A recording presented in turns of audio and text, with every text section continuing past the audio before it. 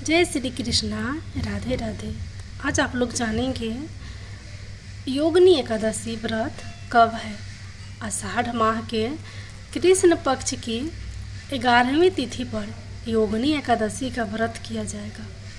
भगवान श्री कृष्ण से खुद युधिष्ठिर को योगिनी एकादशी के महत्व के बारे में बताया था। ऐसी मान्यता है कि जो इस व्रत को करता है उसे पृथ्वी पर सभी तरह के सुख प्राप्त होते हैं। व्यक्ति जन्म मरण के बंधन से मुक्त पाता है। योगिनी एकादशी का व्रत करने से 88,000 ब्राह्मणों को भोजन कराने के समान फल की प्राप्ति होती है और व्रती को वैकुंठ धाम की प्राप्ति होती है। इस साल योगिनी एकादशी 1 या 2 जुलाई किस दिन है, जाने सही तारीख। पंचांग के अनुसार आषाढ़ माह के कृष्ण पक्ष के एकादशी तिथि की शुरुआत 1 जुलाई 2024 दिन सोमवार को सुबह 10:26 पर होगी और समाप्ति 2 जुलाई मंगलवार को सुबह 8:42 पर होगी। शास्त्रों के अनुसार एकादशी व्रत उदया तिथि से मान्य होता है। ऐसे में इस साल योगिनी एकादशी 2 जुलाई को मनाई जाएगी। योगिनी एकादशी के दिन श्री हरि की पूजा सुबह की जाती है। इसके लिए सुबह 8:56 से दोपहर 2:10 तक शुभ मुहूर्त है। वहीं योगिनी एकादशी का व्रत पारण 3 जुलाई 2024 को सुबह 5:28 से सुबह 7:10 पर किया जाएगा। पद्म पुराण के मुताबिक इस दिन व्रत या उपवास करने से हर तरह के पाप खत्म हो जाते हैं। साथ ही कई यज्ञों को करने का फल भी मिलता है। इस एकादशी पर श्री लक्ष्मी नारायण का पवित्र भाव से पूजन करना चाहिए। भूखे को अन्न तथा प्यासे को जल पिलाना चाहिए। एकादशी पर रात्रि जागरण का बड़ा महत्व है। इससे संपत्ति, सुख, ऐश्वर्य मिलता है। अब आप लोग सुनिए योगिनी एकादशी व्रत की कथा। धर्मराज युधिष्ठिर कहने लगे कि भगवान मैंने ज्येष्ठ शुक्ल पक्ष की एकादशी के व्रत का महात्मा सुना। अब कृपया करके आषाढ़ कृष्ण पक्ष की एकादशी की कथा सुनाइए। इसका नाम क्या है, महात्मा क्या है, यह भी बतलाइए। श्री कृष्ण कहने लगे कि हे राजन, आषाढ़ कृष्ण एकादशी का नाम योगिनी है। इसके व्रत से समस्त पाप नष्ट हो जाते हैं। यह इस लोक में भोग और परलोक में मुक्ति देने वाली है। यह तीनों लोकों में प्रसिद्ध है। मैं तुमसे पुराणों में वर्णन की हुई कथा कहता हूँ, ध्यान पूर्वक सुनो। स्वर्ग धाम की अलकापुरी नामक नगरी में कुबेर नाम का एक राजा रहता था। वह शिव भक्त था और प्रतिदिन शिव की पूजा किया करता था। हेम नाम का एक माली पूजन के लिए उसके यहाँ फूल लाया करता था। हेम की विशालाक्षी नाम की सुंदर स्त्री थी।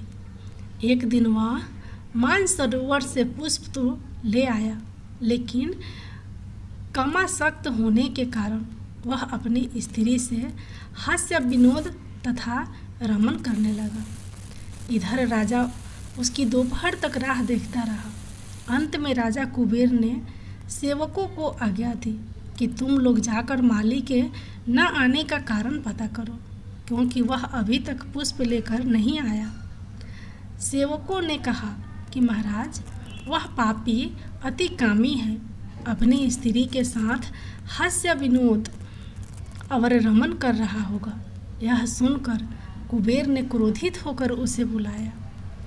हेममाली राजा के भय से कांपता हुआ उपस्थित हुआ।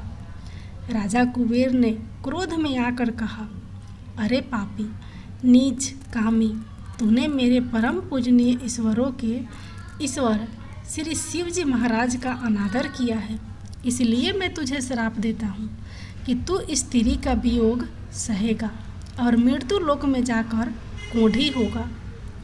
कुबेर के श्राप से हेममाली का स्वर्ग से पतन हो गया और वह उसी क्षण पृथ्वी पर गिर गया। भूतल पर आते ही उसके शरीर में श्वेत कोढ़ हो गया।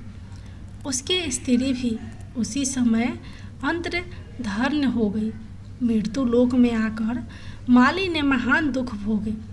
भयंकर जंगल में जाकर बिना अन्न और जल के भटकता रहा। रात्रि को निद्रा भी नहीं आती थी, परंतु शिव जी की पूजा के प्रभाव से उसको पिछले जन्म की स्मृति का ज्ञान अवश्य रहा। घूमते घूमते एक दिन वह मकरंद ऋषि के आश्रम में पहुंच गया, जो ब्रह्मा से भी अधिक वृद्ध थे और जिनका आश्रम ब्रह्मा की सभा के समान लगता था।